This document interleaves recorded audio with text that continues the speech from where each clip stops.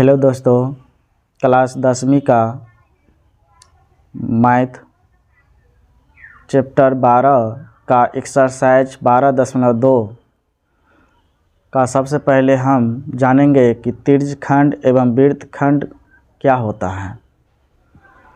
तो तिर्यखंड बराबर होता है, कहता है किसी वृत्ताकार क्षेत्र का वह भाग जो दो त्रिज्याओं एवं उनके संगत चाप से घिरा हो तिर्यखंड कहलाता है। देखिए, ये वृत्त है, इस वृत्त में तिर्यखंड वाला पार्ट होगा। जैसे कि यहाँ से केंद्र O से एक त्रिज्या मिला है A पर और एक इधर से त्रिज्या मिला है B पर। ये वाला पोर्शन जो है, ये वाला पोर्शन ये हो जाएगा तिर्यखंड। क्या हो जाएगा? ये तिर्यखंड हो जाएगा। और ये जो ऊपर वाला पार्ट बचेगा, ये वाला पार्ट, ये हो जाएगा दीर्घ तिर्यखंड। तो दो त्रिज्याओं के बीच का जो कोण हुआ, दो त्रिज्या ये हो गया और ये चाप हो गया, इससे घिरा हुआ तिर्यखंड कहलाता है। जैसे कि चित्र में कोण AOB को तिर्यखंड का कोण कहेंगे, ये तिर्यखंड का कोण कहेंगे। देखिए यहाँ पर ये वृत्त है और ऐसे मिलाएंगे, ये त्रिज्या, एक त्रिज्या ये होगा और एक त्रिज्या ये होगा। दोनों त्रिज्या के बीच का ये चाप है, बीच का जो कोण हुआ ये तिर्यखंड हुआ। और ये वाला पार्ट जो है, बड़ा वाला पार्ट, ये हो जाएगा दीर्घ तिर्यखंड। इसको हम थीटा मानेंगे तो ये हो जाएगा, ये यहाँ से लेके यहाँ तक 360 घटे थीटा, यानी 360 डिग्री घटे थीटा। ये थीटा का मानेंगे तो ये 360 डिग्री घटे थीटा, या इसको हम थीटा मानेंगे तो ये हो जाएगा 360 डिग्री माइनस थीटा। ठीक, क्योंकि वृत्त 360 डिग्री का कोण बनाता है। अब उसके बाद कहता है थीटा को तिर्यखंड का केंद्रीय कोण भी कहा जाता है। ये जो थीटा हुआ तिर्यखंड का केंद्रीय कोण हुआ, ये केंद्रक यानी थीटा का मान हुआ। फिर आकृति में OAPB एक तिर्यखंड तथा OAQB भी एक तिर्यखंड है। तो दो तिर्यखंड है, जैसे कि लिखा है कि OAPB ये होगा छोटा यानी तिर्यखंड, लघु तिर्यखंड। इधर हो जाएगा OAQB हो जाएगा दीर्घ तिर्यखंड। OAPB लघु तिर्यखंड अभी बोले हैं, और फिर OAQB दीर्घ तिर्यखंड होगा। इसका केंद्रीय कोण 360 डिग्री हो, 360 डिग्री माइनस थीटा होगा। अब वृत्तखंड कहता है किसी वृत्ताकार क्षेत्र का वह भाग जो एक जीवा एवं संगत चाप द्वारा घिरा हो वृत्तखंड कहलाता है। देखिए हमारे पास ये वृत्त है, ये वाला पोर्शन क्या है? वृत्त है। कहता है एक जीवा, यहाँ से एक जीवा मिलाएंगे तो ये वाला पार्ट जो हो जाएगा, जिसको हम रंग रहे हैं, ये हो जाएगा लघु वृत्तखंड।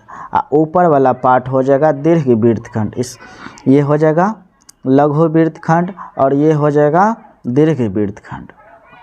आकृति में कहता है APB लघु वृत्तखंड, APB यहाँ से लेके यहाँ तक लघु वृत्तखंड, और ये हो जाएगा दीर्घ वृत्तखंड। जैसे कि देखिए हमारे पास ये एक वृत्त है, ये वाला जीवा, इस पोर्शन को हम काट देते हैं।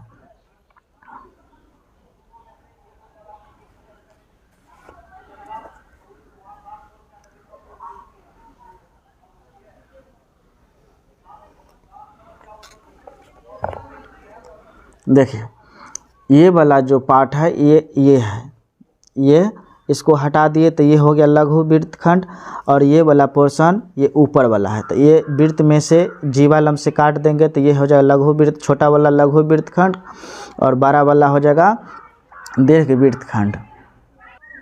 अब हम जानेंगे कि ये तो जान गए, अब जानेंगे कि तिर्यखंड का क्षेत्रफल क्या होगा, यानी तिर्यखंड का क्षेत्रफल कैसे निकालेंगे। मान लीजिए ये वृत्त है, इसमें से ये वाला पार्ट हटा देंगे, ये वाला पार्ट हटा देंगे तो ये हो जाएगा तिर्यखंड। इसका क्षेत्रफल कैसे निकालेंगे, और ये दीर्घ तिर्यखंड, इसका क्षेत्रफल कैसे निकालेंगे। तो देखिए पहले हम लघु तिर्यखंड का क्षेत्रफल निकालते हैं। तो हम सूत्र लिखते हैं, देखिए लघु तिर्यखंड का क्षेत्रफल बराबर, तो लिखेंगे थीटा बटे 360 degree into pi r square. क्या करेंगे, थीटा बटे 360 गुने पाई आर स्क्वायर। देखिए वृत्त के क्षेत्रफल को क्या करते हैं, थीटा बटे 360 से गुना कर देंगे, तिर्यखंड का क्षेत्रफल हो जाएगा, यानी लघु तिर्यखंड का। अब दीर्घ तिर्यखंड का क्षेत्रफल कैसे निकालेंगे, तो लिखेंगे दीर्घ तिर्यखंड का क्षेत्रफल बराबर, तो देखिए हमारे पास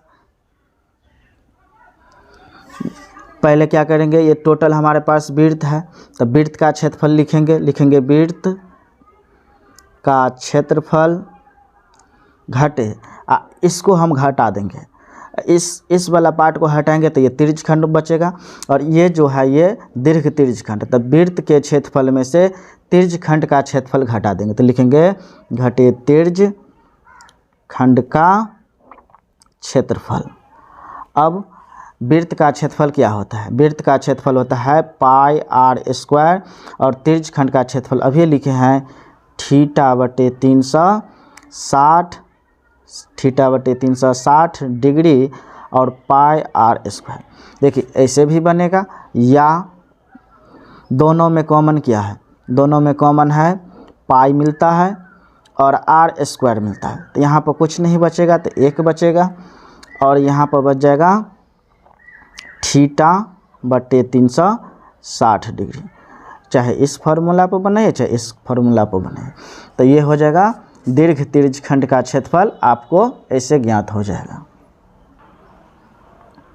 अब हम लघु वृत्तखंड का क्षेत्रफल ज्ञात करेंगे। तो लघु वृत्तखंड का क्षेत्रफल कैसे ज्ञात करेंगे, तो लिखेंगे पहले लघु वृत्तखंड का क्षेत्रफल बराबर, देखिए यहाँ पर देखिए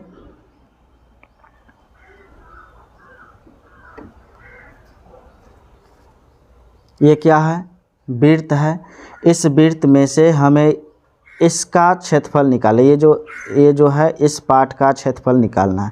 तो इस पार्ट का क्षेत्रफल निकालना है तो हमें इससे दीर्घ वृत्तखंड से नहीं लेना देना है, सिर्फ ये तिर्यखंड से ज़रूरी है।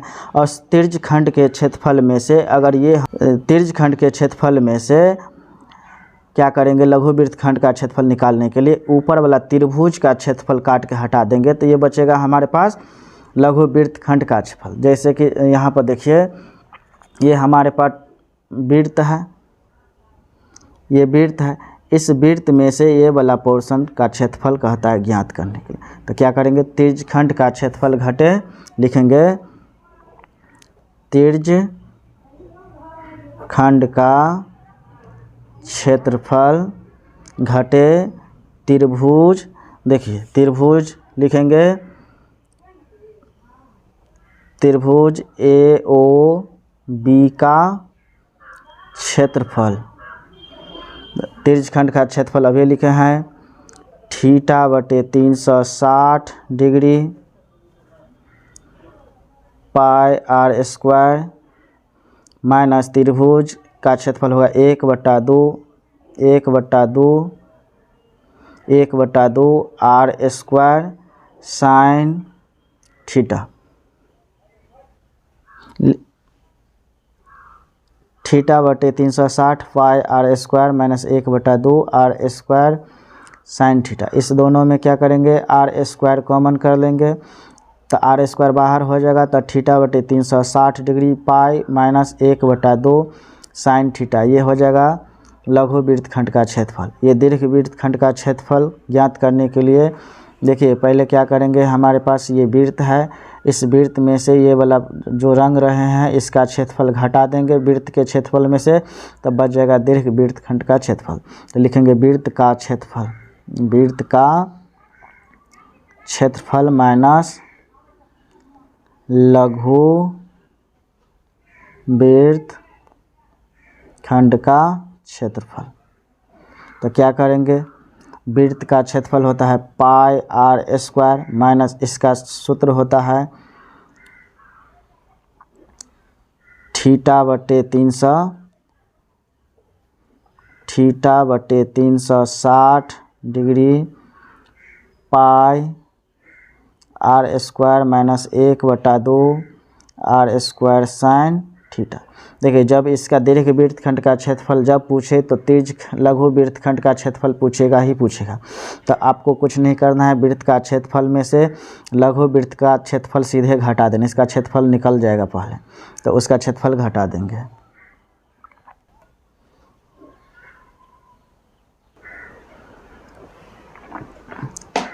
अब हमसे ये भी पूछ सकता है कि संगत चाप की लंबाई क्या होता है। देखिए ये एक वृत्त है, इसका जो है ये जीवा है और पूछेगा इसका लंबाई क्या होगा, इसकी लंबाई क्या होगा।